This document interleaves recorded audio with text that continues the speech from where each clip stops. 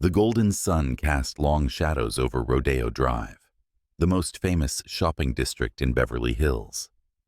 The street was lined with high-end boutiques, where luxury wasn't just a product, it was a lifestyle. Wealthy shoppers strolled in and out of designer stores, their hands filled with expensive shopping bags, their wrists adorned with watches worth more than most people's yearly salary. Inside Belmont and Company, an exclusive boutique known for selling rare designer watches and custom jewelry, the atmosphere was pristine and unwelcoming. The store wasn't just expensive, it was designed to feel expensive. Crystal chandeliers gleamed above glass display cases, where watches with six-figure price tags rested on velvet cushions. The scent of imported leather and expensive cologne lingered in the air. Behind the counter stood Frank Sullivan, the senior store clerk, a man who had worked here for over a decade. He prided himself on his ability to spot the real customers, the ones with money, influence, and status. And today, he was in a bad mood. It had been a slow afternoon. Not enough big spenders, too many window shoppers who touched everything but bought nothing. He hated wasted time. That's when the door chimed, and someone walked in. Frank barely glanced up at first, expecting another clueless tourist. But the moment he saw the man in the hoodie, basketball shorts, and sneakers, his entire body stiffened. The man was tall, muscular, and carried himself with a relaxed ease. No flashy jewelry, no designer suit, just a plain black hoodie, loose athletic shorts, and a well-worn pair of Nike sneakers. Frank's face twisted in disgust. Oh great, just another wannabe athlete trying to act rich. From the moment he saw him, Frank had already made up his mind. This man did not belong here, and he was about to make that very clear. The moment LeBron James crossed the threshold into Belmont and Company, Frank's upper lip curled in subtle disgust, just enough for the people near the counter to notice. The boutique had a certain image to uphold: tailored suits, designer dresses, silk ties, and sky-high stilettos. Customers were supposed to look expensive, even before they spent a dime. That's what made them worthy of Frank's attention. But this man? He didn't just stand out. He shattered Frank's expectations. LeBron moved through the store casually, hands tucked in the front pocket of his hoodie, as if this wasn't the kind of place where people walked like they were on display. He paused by a glass case, housing a limited edition Swiss watch, one with a price tag north of $300,000, and leaned in slightly, admiring the craftsmanship. That's when Frank decided he'd seen enough. "Sir," Frank's voice rang out, dripping with forced politeness, the kind that barely disguised his contempt. "Can I help you with something?" LeBron turned, flashing the warm smile that had lit up NBA arenas for 2 decades. "Yeah," LeBron said, his tone easy and polite. "I was wondering if you guys have the new Platinum Daytona in stock." Frank's smile froze, then twisted into a smirk. It was a watch only the super wealthy could even ask for, with a waiting list so long that even celebrities sometimes had to pull strings.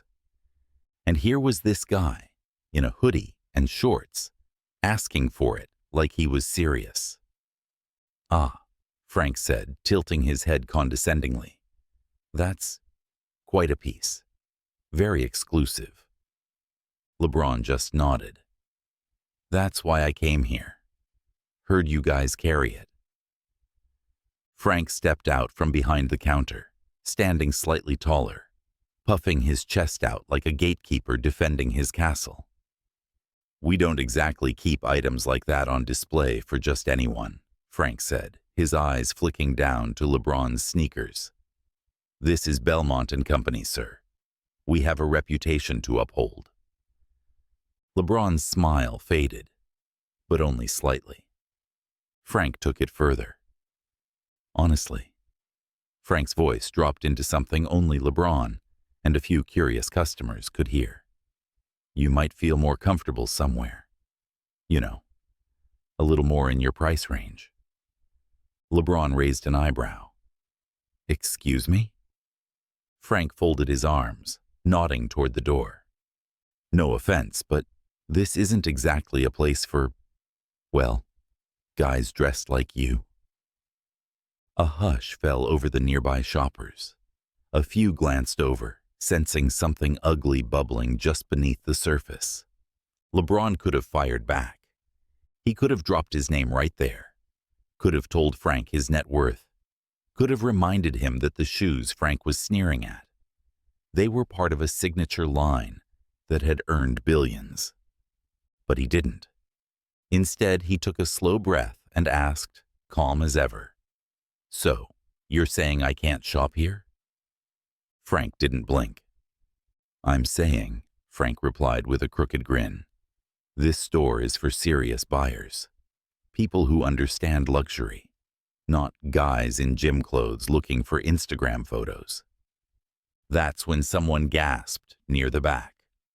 It was a young sales associate, barely 20, standing near the inventory room door. His face drained of color as he clutched a clipboard to his chest. Frank glanced over, annoyed. "What's your problem?" The young employee swallowed hard. That's LeBron James." Frank's smug expression cracked, if only for a second. "No, it's not," he scoffed. "LeBron James wouldn't walk into a store like this, dressed like a—" He caught himself, but the word hung in the air anyway. "Like a bum," LeBron finished for him, his smile returning. But this time, it didn't reach his eyes. Frank opened his mouth to speak, but it was too late. Customers were whispering now. Phones were coming out, some already recording. A middle-aged man by the jewelry case was Googling LeBron James's net worth, his eyes widening at the numbers. And Frank? Frank was about to learn what happens when you judge the wrong man. Frank's smirk faltered as the whispers grew louder. The boutique had been calm just minutes ago, a quiet sanctuary of wealth and exclusivity. Now, it was buzzing with energy. Customers who had been pretending to browse were now openly staring.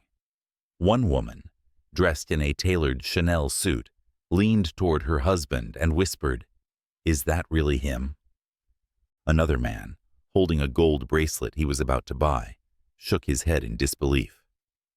"That's definitely LeBron James," he muttered, half to himself. "I saw him courtside last week." Frank's jaw tightened. He glanced toward Madison, the young sales associate who had recognized LeBron first. "Are you sure?" Frank hissed through clenched teeth. "That can't be him." Madison nodded so fast it was a blur. "Positive. I follow him on Instagram." "That's him. Exactly him." Frank's stomach dropped. He had just insulted, no, humiliated, a man whose net worth was close to $1 billion. A man whose name was synonymous with success, dominance, and global fame. A man who could buy the entire store and not blink. The reality sank in like a punch to the gut. LeBron stood perfectly still, hands still casually in his hoodie pockets. His expression hadn't changed, but his silence felt heavier now, more deliberate, like a weight pressing down on Frank's chest. "Wait," Frank stammered, his voice cracking. I didn't realize." "You didn't bother to," LeBron interrupted smoothly. His voice wasn't angry. There was no shouting, no scene. And somehow, that made it worse. The silence that followed was excruciating. Every second that passed made Frank shrink further into himself, the once smug clerk, now looking like a child, caught red-handed. The door chimed again, and the store manager, alerted by the commotion, hurried out from the back office. His eyes darted from the cluster of customers to Frank, and finally to LeBron. And then his face turned ashen. "Mr. James," the manager practically yelped, his voice full of forced cheer and terror, "I'm so sorry for the confusion. We had no idea you were visiting today." LeBron offered the manager a polite nod, but said nothing. Frank took a half step back, suddenly wishing he could disappear into the floor. The manager's forced smile faltered as he turned toward Frank, his voice dropping to a harsh whisper. "What the hell did you do?" Frank stammered. I thought—" "Save it," the manager snapped. "We'll discuss your future after this." With the entire store now watching, the manager turned back to LeBron, his hands clasped in front of him like a man begging for mercy. "Mr. James," he said, voice shaking slightly, "please allow me to personally assist you today. Anything you need, watches, custom pieces, private fitting room, we'd be honored to help." LeBron's smile returned, but this time it was cooler, a smile with weight. "That's kind of you," LeBron said, "but I'm good." The manager's smile froze. Frank stopped breathing. LeBron took a slow step toward the door, his voice calm but loud enough for everyone to hear. "I don't spend my money in places where they decide how much respect someone deserves based on their clothes." He gave Frank one last glance, the kind of look you never forget. Then, without raising his voice or causing a scene, LeBron James walked out of the boutique. The door swung shut behind him, the chime almost drowned out by the stunned silence that followed. Frank stood there, frozen in place, humiliated in front of customers, co-workers, and even his boss. Within minutes, the first video hit social media, a shaky clip of the entire exchange, from Frank's initial sneer to LeBron's parting words.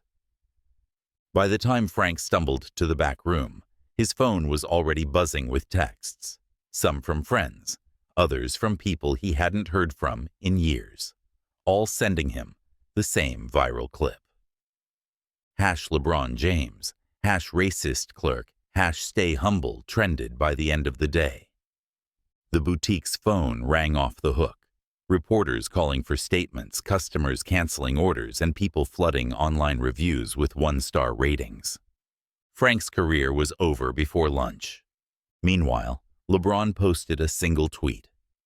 "Never judge a man by his clothes or his skin. Class is something money can't buy." Over 5 million likes. Frank had wanted to gatekeep luxury. Instead, he'd become the face of exactly why gatekeepers always lose. And LeBron? He didn't need to prove anything, because real wealth speaks for itself.